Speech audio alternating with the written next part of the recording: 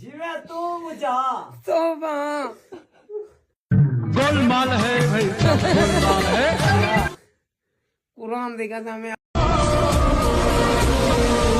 सारे छीनने वालों कहाँ तुम बच के जाओगे, तुम्हें पहचानते। তো আপনারা দেখতেই পাচ্ছেন অ্যাকচুয়ালি কিন্তু এটা বাঁধ, এই যে বাঁধ, ঠিক আছে, এই বাঁধে এতটা জল, এই বাঁধে এতটা জল আছে এখানে। অ্যাকচুয়ালি আপনার আমি দাঁড়িয়ে ভিডিও বানিয়েছিলাম, তো কালকে থেকে আজকের ব্যবধানে কি কন্ডিশন দেখুন, ঠিক আছে।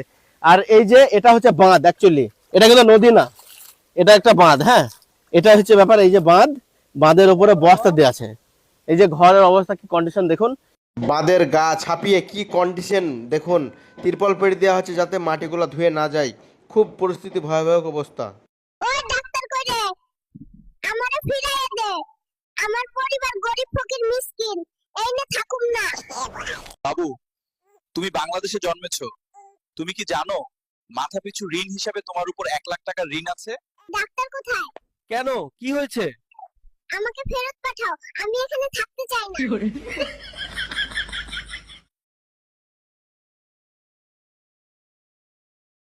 আমি একটা রিলস দেখছিলাম, ওই এখন ফেসবুকে আসে, মজার গল্প। তাতে দেখাচ্ছে একটা স্কুল এরকম ছোট ছোট বাচ্চারা সামনে বসে আছে। স্কুল পরিদর্শনে একজন ইন্সপেক্টর এসছেন। তিনি এসে একটা ছোট্ট বাচ্চাকে, ক্লাস 5-এর ছেলে, তাকে দাঁড় করিয়েছেন। বলছে, বলো তো বাবা, দেশের প্রধানমন্ত্রীর নাম কি? ছেলেটা বলছে, রামলাল। বলছে, হ্যাঁ রামলাল?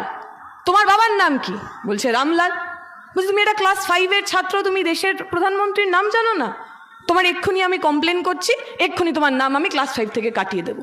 ছেলেটা বলছে, কোনো অসুবিধা নেই, কাটিয়ে দিন, আমি তো স্কুলেই পড়ি না, আমি তো বাইরে গরু ছাগল চড়াচ্ছিলাম, মাস্টারমশাই এসে বললো তোকে মিড ডে মিলে খাবার দেবো, তুই একটু বস বাবা, কাটিয়ে দিন, কোনো অসুবিধা নেই। ইন্সপেক্টর খুব রেগে গেছে। ওই ক্লাসের যে টিচার, মাস্টারমশাই, তাকে ডেকে পাঠিয়েছে যে আপনি কেমন লোক মশাই, আপনি বাচ্চা ছেলেদের ডেকে ভুয়ো ছাত্রছাত্রী বানাচ্ছেন, এক্ষুনি আমি কমপ্লেন করছি, আপনার চাকরি আজকেই আমি খেয়ে নেব। লোকটা বলছে, খেয়ে নিন, আমার কোনো অসুবিধা নেই, আমিও তো আসল মাস্টারমশাই না। মাস্টারমশাই তো আমার পাশের বাড়ির লোকটা, সে আজকে তার শালির বিয়ে খেতে গেছে, আমাকে বললো তুই একটুখানি ঘুরে যাস, আমি ঘুরতে এসেছি, কেটে দিন, নাম কেটে দিন, কোনো অসুবিধা নেই। ইন্সপেক্টর এবার খুব মাথা গরম হয়ে গেছে হেডমাস্টার মশাইয়ের কাছে।